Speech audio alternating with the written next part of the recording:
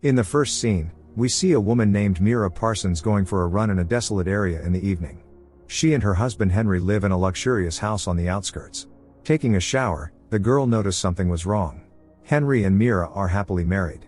Today the couple decided to go on a romantic date, leaving their phones at home.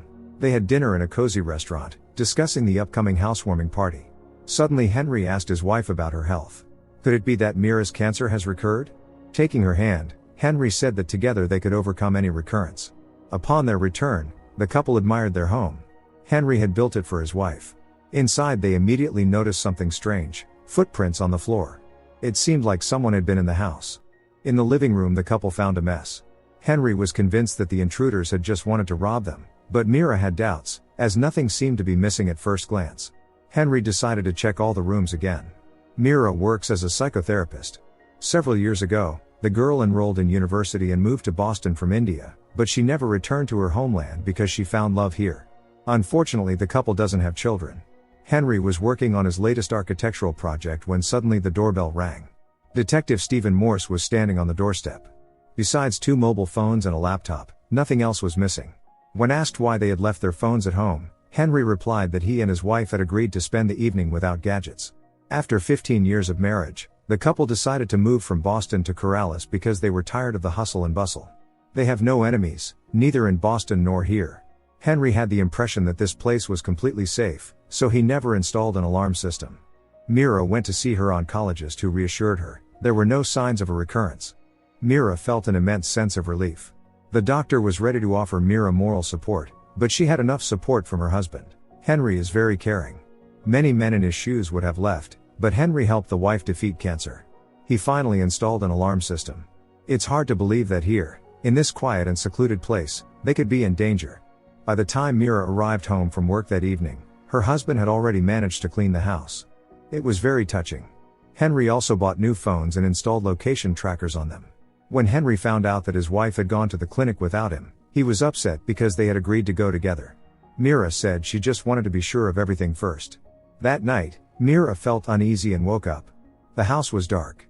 She woke up her husband, who suggested that the power had gone out due to the thunderstorm. He went to check the generator. Meera also got out of bed, not noticing the figure behind her. Outside, Henry discovered footprints in the ground leading toward the house and immediately rushed back. Meera was already tied up. Henry helped his wife by freeing her. Then the couple quietly crept through the rooms, trying to remain unnoticed. There were 3 intruders in the house. Meera didn't know that all this time, Henry had hidden a gun in a potted plant. However, Henry didn't have time to react because one of the intruders attacked him. A struggle ensued. The couple barely managed to escape and locked themselves in one of the rooms. While the intruders were breaking down the door, Henry helped his wife climb down from the balcony, but he didn't have time to jump himself. The intruders captured Henry, and Meera, trying to stay composed, ran to the car. Suddenly several shots rang out from the house. The car was attacked by an aggressive dog. A wounded robber came out of the house and took off his mask, pleading for help. Henry fired again, finally dealing with the intruder. Meera was in complete shock. In the morning they waited in a cafe. Meera still couldn't recover from the shock. Henry regretted not telling his wife about the gun earlier. He only wanted to protect their family. The detective spoke with the couple. All 3 burglars were seasoned criminals. They were from the trailer park. One of them survived and is currently in intensive care. If he regains consciousness, the police will immediately interrogate him. Detective Morse has a theory as to why the burglars chose the Parsons house, but there's another problem. A month ago a local girl, Christine Cobb, a college freshman, went missing. State police believe that the 3 men are involved in her disappearance. The scariest part is that they are all Christine's family. The couple tries to return to their normal lives. Despite everything, Henry doesn't want to cancel the housewarming party. Meera is annoyed that her husband is acting as if nothing happened, even though it's only been a few days. Henry promised his wife that everything would be fine. Right now it's better for them to forget the bad and move on. Henry went shopping, and Meera stayed home alone, only to notice later that her husband had left his wallet at home. Meera left him a voicemail and decided to follow him, but Henry drove in a completely different direction. Meera got distracted and almost caused an accident, losing sight of Henry. At home, Meera asked her husband why he didn't drive to the center but headed toward the hospital. Henry calmly replied that he had just taken a wrong turn. Even at work, Meera couldn't think about anything else. She kept seeing burglars everywhere. Meera realized that she was on the verge of a breakdown, but she tried to keep herself together. After the workday, her secretary, Joanne Waterston, told Meera that she had received a message canceling the housewarming party. It turned out that Henry had done this so that his wife wouldn't experience unnecessary stress. Detective Morse approached Meera and informed her that the surviving burglar had passed away in intensive care on Sunday evening, precisely when Henry was driving past the hospital. This made Meera suspicious. She was now in the husband's car and could check his route on the GPS. But what could Henry have been doing at the trailer park?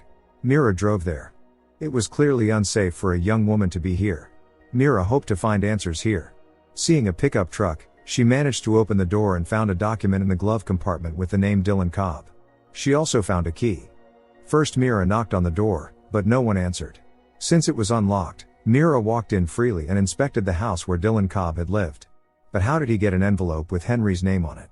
Then Meera checked the outside of the house and using the key, opened the mailbox, where she found a video camera in a paper bag.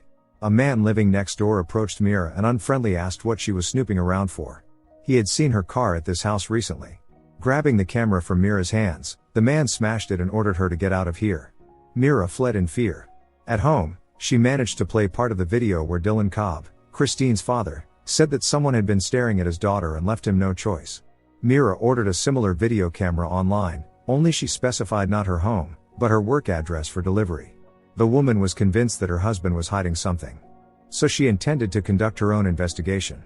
While Henry was away, Meera was rummaging through his things, unaware that he was about to return home. Meera hoped to find clues on the husband's computer while he was driving her car, which he had just picked up from the auto repair shop. It seemed that Christine's father had worked on the Parsons house construction. Upon arriving, Henry noticed that the light was on in his private room at home. Realizing her husband had returned, Meera immediately pretended that nothing was happening. But Henry was already starting to suspect something. Moreover, he used the mobile app and knew that his wife had been to the trailer park. Meera tried to play it off as a joke. At dinner, she had no appetite. Henry asked again what she was doing on the outskirts of town. Meera replied that she was just driving by. Of course Henry didn't believe Meera and directly asked what was bothering her.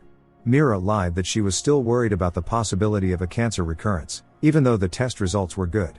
Taking the wife's hands, Henry apologized for his suspicions. That night while he slept, Meera continued her investigation, going through all the photos she had downloaded from Henry's computer. In one of the photos, Dylan Cobb is showing the construction site to his daughter, Christine. When Henry woke up in the morning, he didn't find Meera next to him. She was outside the police station with a flash drive in her hand. Meera wanted to do the right thing, but she was interrupted by a call from Joanne. The secretary wanted to discuss the new schedule, but Meera wasn't listening as she witnessed the police arresting the same man from the trailer park. At home, Henry was preparing dinner. Meera arrived and brought up the missing girl, Christine Cobb. Meera just wanted to know for sure if her husband had anything to do with it.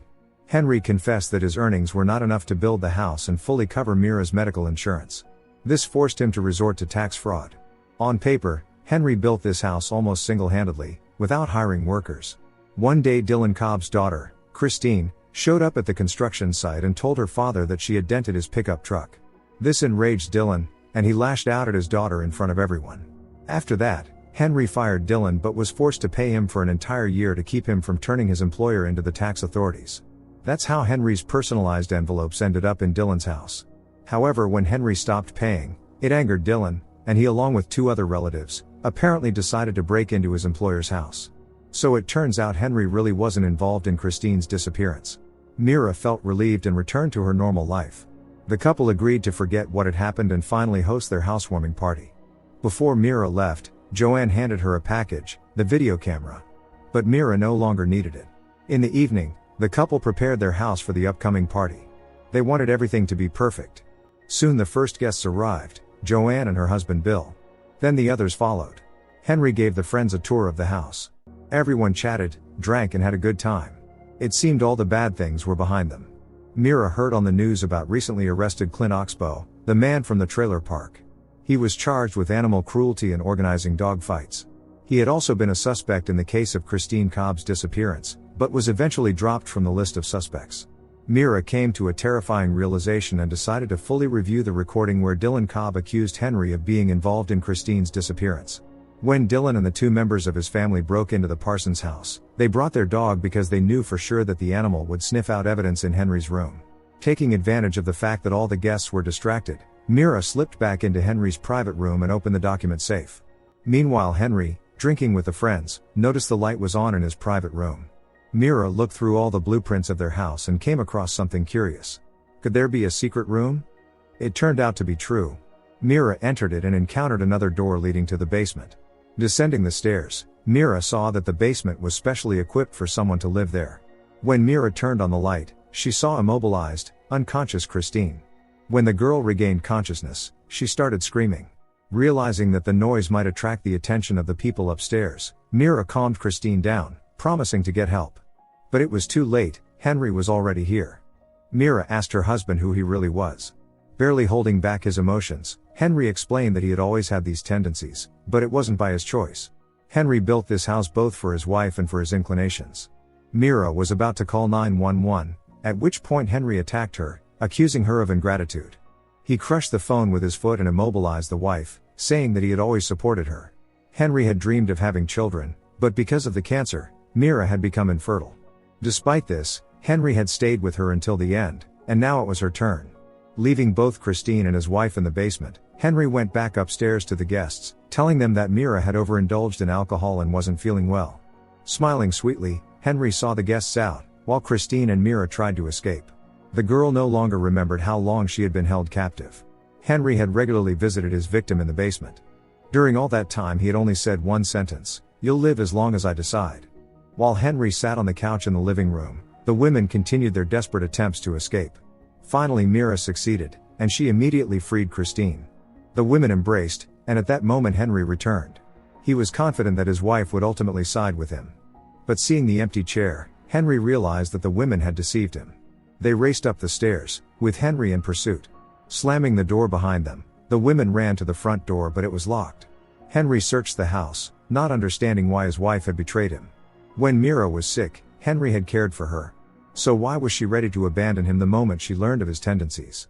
The women hid, waiting for the right moment. However, Henry found them and knocked his wife out. Calling for help was useless because there was no one around. Grabbing Christine, Henry dragged her back to the basement. Meanwhile, Meera regained consciousness. She was determined at all costs to stop the man she once loved but who had turned out to be a monster. Henry decided that Christine had lived long enough, but Meera, sneaking up from behind, struck him hard. The blow proved fatal for Henry.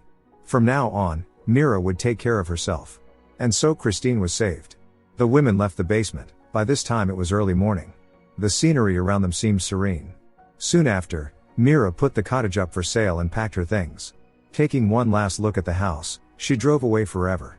Don't forget to subscribe to our channel not to miss more exciting new products. Also, the authors will be pleased if you leave your opinion in the comments.